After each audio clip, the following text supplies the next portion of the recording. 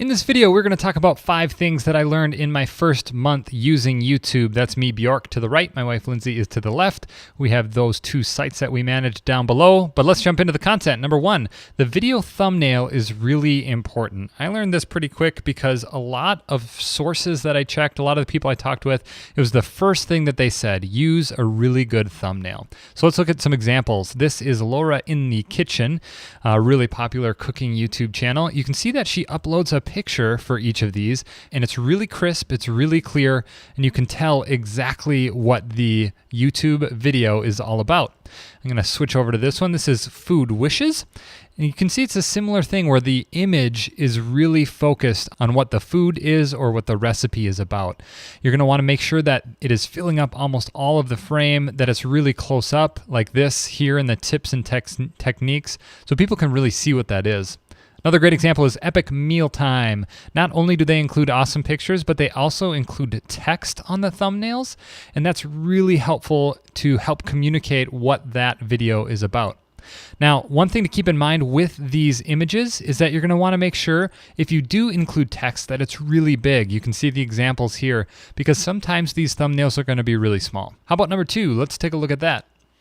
Number 2 is watch time impacts YouTube search and suggested content. What does that mean? Well, when you have a video and you upload it to YouTube, YouTube keeps track of the average view duration. And you can see that by going to analytics and then audience retention. Then you're going to have a list of all your different videos, and it's going to show you the average percentage viewed.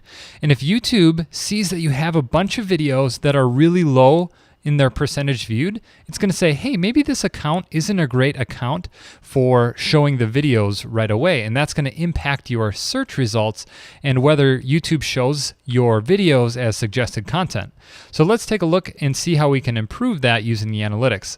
Right now, I'm looking at this video, how to block spiders or how to block bots and spiders from Google. And I can see that the average percentage viewed is only 40%. Now watch this, when I click on that, it pulls up a graph that shows me when people dropped off. Now, if I hover over this, you can see it says 60% after 3 seconds, which is crazy. That's a lot of people dropping off. What is the reason? Well, there could be a lot of different reasons, but when I watch this video, in the first 3 seconds, I say, hey, food bloggers. And chances are, a lot of the people might not be food bloggers.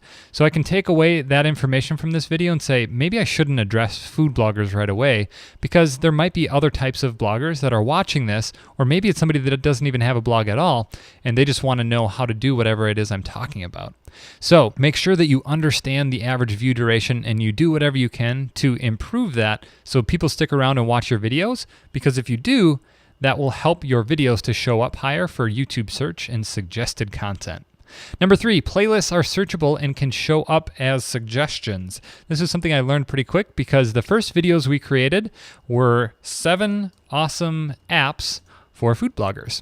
Now, if you scroll down here, I searched 7 awesome apps. That's pretty darn specific, but the idea here that I want to communicate is that when you create a playlist in YouTube, it will show up in search and it will also show up possibly as suggested content, which is awesome because that increases your chances of your videos being found. Number 4, let's take a look at that. Consistency is key. And this was something that I learned from the creator of the Annoying Orange show. And he said, when he was being interviewed about consistency, that you want your videos to be as consistent as a TV show.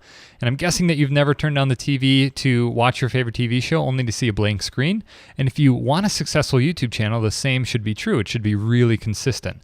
So as I scroll through here, you can see just how consistently the Annoying Orange channel is releasing content. It's on a really consistent basis. So be sure to keep that in mind as you're growing your YouTube channel. And then number 5, you can include an annotation that links to an external website. Now this is really cool, and it's something that I think a lot of people miss out on. And actually what I'm going to do, instead of showing you here in YouTube, is I'm going to show you by clicking to the next page here. And this is going to include a link to Food Blogger Pro where you can sign up for our email list. And the reward for doing that will be getting this ebook. It's called 10 Mistakes That Bloggers Make and How to Fix Them. And then after that, we just send a once a week tip. It's mostly for food bloggers, but we also have general bloggers that sign up for that as well. So we'd love it if you check that out. Lastly, if you are interested, you can go ahead and subscribe to Food Blogger Pro channel. We're going to continue to release tips like this on a weekly basis. We really appreciate you watching and hope you have a great day. Thanks.